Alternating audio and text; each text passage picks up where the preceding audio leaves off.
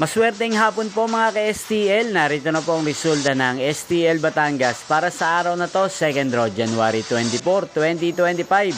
Araw ng Biyernes. Naway ang mga natayaan niyo pong mga numero kanina ay manalo nawa ngayong hapong ito, 4:30 PM. Kaya kunin niyo na po ang inyong mga tickets. Narito na po ang resulta. Ang mga numerong nanalo sa STL Batangas ngayong hapong ito, January 24, 2025.